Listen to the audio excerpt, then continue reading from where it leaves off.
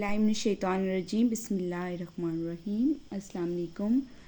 उम्मीद करती हूँ कि मेरे सारे स्टूडेंट्स जो हैं, सारे तलबा व तलबात मज़े में होंगे।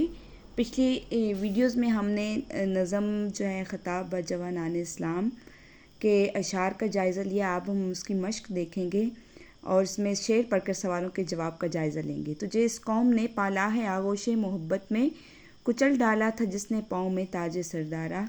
तमद्दन आफरी खला के आईने जहाँदारी, वो सहराए अरब यानी शतरबानों का गहवारा। गदाई में भी वो अल्लाह वाले थे गैवर इतने कि मुनिम को गदा के डर से बख्शिश का न था यारा। गर्ज में क्या कहूँ तुझसे कि वो सहरा नशी क्या थे, जहाँ गिरो जहाँ दारा और जहाँ बानो जहाँ आरा। तो एक पहले सवाल जो है, इकबाल के ख्याल में मुसलमान नौजवानों को आगोश मोहब्बत में पालने वाली कौम की खूबी क्या थी। तो ये वो कौम थी जिसने ईरान के ताकतवर बादशाह दारा का ताज अपने कदमों तले रोन डाला था, यानी वो बहादुर अजीम फतूहात हासिल करने वाली कौम थी। तो तुम उन अपने अबा अजदाद की औलाद हो, इससे मुराद है। दूसरे शेर में अल्लामा इकबाल ने शतरबानो किससे कहा है और क्यों कहा है। शतरबानों का मतलब है ऊँटों को चराने वाले, यानी कि अरब के वो मुसलमान जो रेगिस्तानों में रहते थे शतरबान थे, यानी कि ऊँटों को चराते थे। और वो इतने सादा लोग थे, लेकिन हज़रत मोहम्मद सल्लम की क़यादत में उन्होंने अपने आप को बदला और उन्होंने तहज़ीब व तमद्दुन को अपनाया और वो इस्लाम के झंडे को सरबुलंद करने वाले हो गए।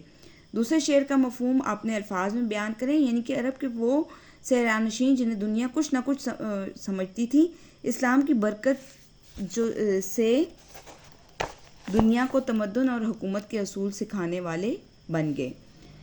अल्लामा मोहम्मद इकबाल ने सहरानशीनों को क्या औसाफ बताए हैं। तो अल्लामा इकबाल कहते हैं कि सहरानशीनों, इससे मुराद मुसलमानों के औसाफ ये बताए हैं कि वो दुनिया को फ़तह करने वाले, जहांगीर इंसाफ देने वाले, जहांदार निज़ाम कायम करने वाले, और जहां बान दुनिया को सजाने वाले, और जहां आरा यानी कि खूबसूरत थे।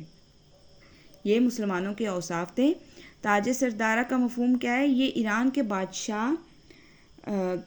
बादशाह जो है दारा के शाही ताज की अलामत है, जो मुसलमानों ने फ़तह के हासिल करके उसका ताज जो है वो रोन डाला था। ये मुसलमानों की अज़मत और ताकत की निशानी है। हिस्सा कवायद में देखते हैं कि ज़ो मानी अल्फाज क्या हैं। ऐसे अल्फाज जो दो या दो से ज़्यादा मानी में इस्तेमाल हो। मिसाल के तौर पर आप पानी को भी कहते हैं और आप चमक को भी कहते हैं।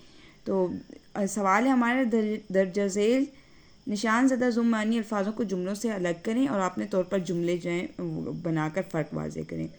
मैंने बड़ा इसरार किया लेकिन आपने मेरी कोई अर्ज़ ना सुनी। अर्ज़ जो होता है यानी कि दरख्वास्त।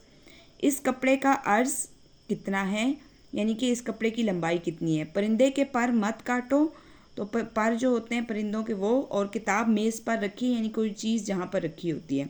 सोने की कान में हादसा हो गया। कान जो है किसी जहाँ ये कुदरती मादनियात होती है उनका ज़ख़ीरा कान कहते हैं। और मेरे कान में दर्द है, यानी कि जिस्म का हिस्सा। अगला है पानी को लगन में डालो। तो लगन बर्तन को कहते हैं, उसे डॉक्टर बनने की लगन है। तो दूसरा लगन जो है वो शौक है।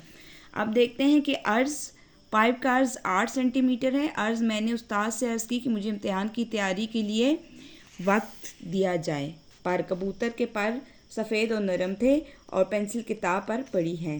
कान, मेरे कान में सरसराहट हो रही है। सुबह बलूचिस्तान के हरनोई शहर में कोयले की कान में धमाका हुआ है।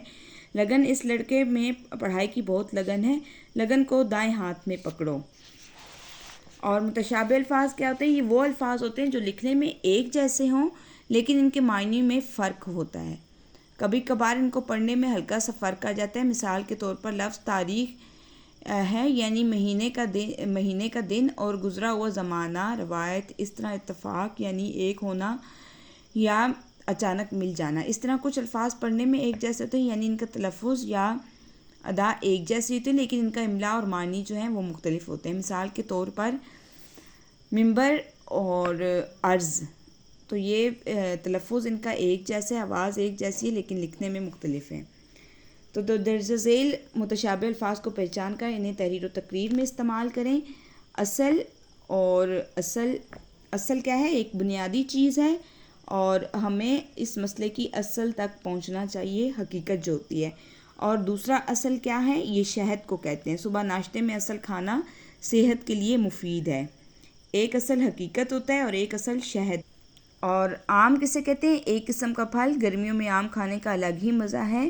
اور آم کیا ہے؟ سب سے زیادہ جو کامن ہوتا ہے، زیادہ پایا جانے والا. یہ اصول عام لوگوں پر بھی لاگو ہوتا ہے.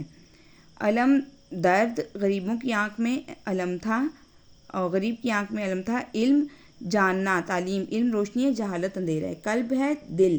دوستوں اپنے قلب کو صاف رکھو تاکہ اللہ کی رحمت نازل ہو. اور قلب کتا بھی ہوتا ہے. قلب جنگل کی طرف بھاگ گیا. مقدر، نصیب اور قسمت جناب جو کچھ مقدر میں لکھا ہے وہی ہوتا ہے. اور مقدر اداس، اس کی بات سن کر میرا دل مقدر ہو گیا یعنی کہ.